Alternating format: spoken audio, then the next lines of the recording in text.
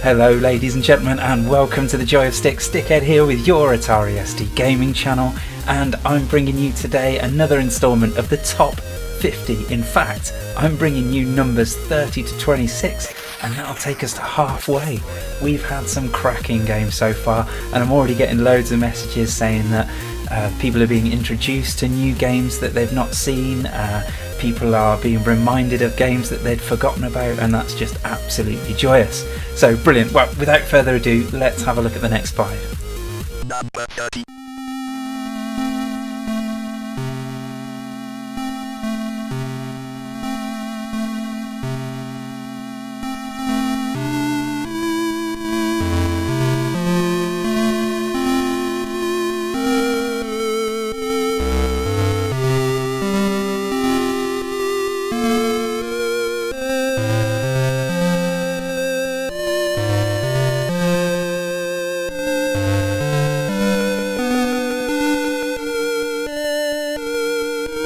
You have just witnessed a catastrophic event.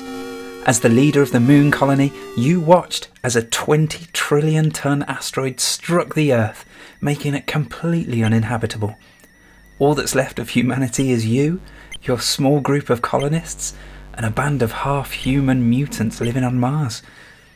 It's up to you to ensure the survival of the species by exploring and colonising the solar system. The game unfolds as you direct the inhabitants of the moon colony to mine the correct resources, research new technologies, and construct spacecraft that allow you to explore the solar system. Resources on the barren rocky moon are of course limited, but there are untold riches to be found on far-flung moons and microplanets. Unfortunately, those dastardly Martians are not happy just to sit back and watch you dominate the solar system, planetoid by planetoid, and they declare that any craft seen leaving the moon will be considered an act of war. Most of the game is presented through these static screens, very beautifully drawn, where your decisions are made by clicking on various icons. This UI is so good, so intuitive, that the manual does that very little to tell the player what they have to do. Instead, it just tells you what each UI element does and then leaves you to explore the options and courses of action available for yourself. And there are some smart live action sequences where you've got to hop into the seat of a defence fighter and blast the Martians to smithereens before they bomb your colony. One of the most remarkable pieces of music on the ST plays during the simple but effective opening sequence. David Whittaker's excellent adaptation of the Adagietto from Mahler's Symphony No. 5 is a stunningly beautiful piece of music, and it was originally composed as a love song to Mahler's wife, but is here used as a bitter counterpoint to the tragedy of a dying Earth.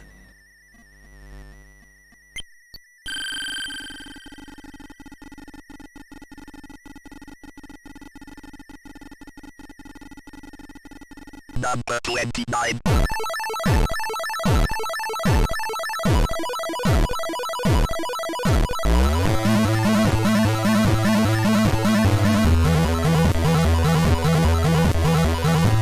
Magnetic Field's second game on the list absolutely entranced me the first time I saw it. I was a huge Super Sprint fan thanks to the super tight racing on offer there, and had experienced the first supercars, which brilliantly utilised weapons and upgrades to add a little bit more spice, but it was a little lacklustre in the driving physics department.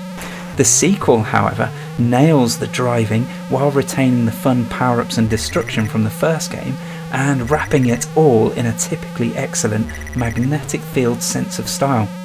Fans of Lotus will be familiar with the premium wood and leather presentation on offer here.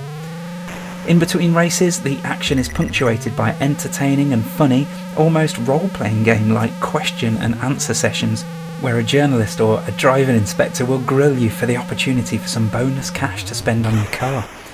Be careful though, because you might just end up with a hefty fine. The in-game racing action is fast and fierce, especially after some engine upgrades, and your rival AI racers will really infuriate you on higher difficulty levels. This, combined with the randomness of these kinds of violent arcade races, can be frustrating, but the animosity you feel towards your opponents just makes it all the more satisfying when you shove a missile up their jacksie.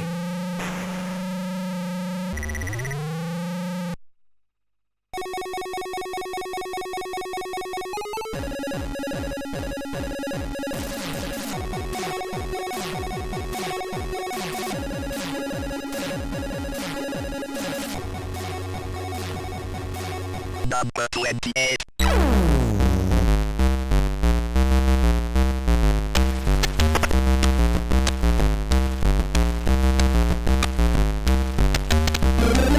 Following on the heels of Magnetic Field's finest overhead arcade racer comes their finest vanishing point racer.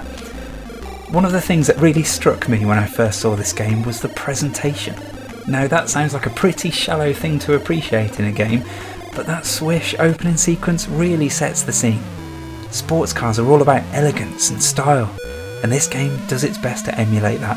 A beautifully rendered Turbo Esprit winks at you, while Ben Dalglish pours aural adrenaline into your ears, and you're ready to love this game before your feet even touch the pedals. But what of the game itself? Now, racing games live and die by two things: the sense of speed and the thrill of overtaking. Lotus does both better than nearly every other racer on the ST, and as a result, it's one of the best racing games on the ST. Indeed, Lotus Esprit Turbo Challenge is one of the best of its genre on any system. Now, many prefer the sequels and the features and improvements that they added, but me, a purist, I'm happiest when I'm playing the original, and judging by its position on the chart, I'm not alone. This was the only game in the series to have a straight race against opponents without the clock, and it's the only one to have pits and a fuel gauge to keep an eye on and consider during races. And well, maybe it just has a special place in people's hearts because it was the first. We all remember our first, right?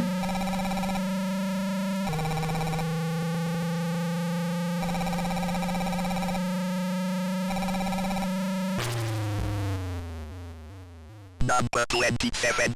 Welcome to Tariq.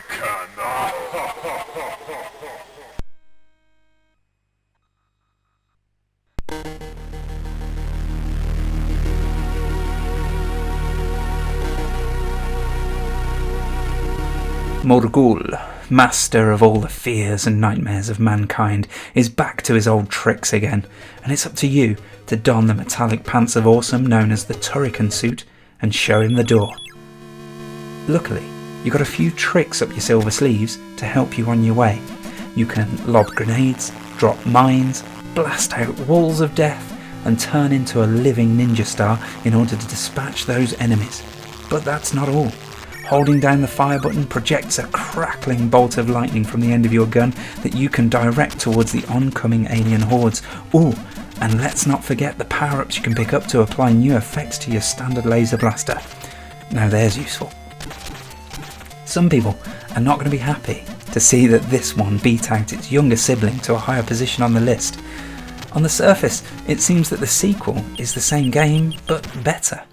But I guess that people just voted for the game they held most fondly in their memories, just like with Lotus Esprit Turbo Challenge, and it's the original that won out.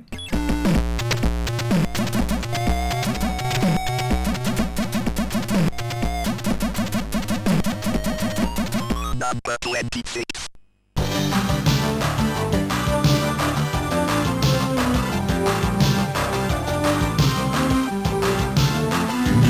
Think of this game like Star Wars but better, you wouldn't be far wrong. The Egrons, basically the Empire, are trying to wipe out the Novenians, basically the rebels, by building a planet-destroying giant beam projector, which is basically the Death Star.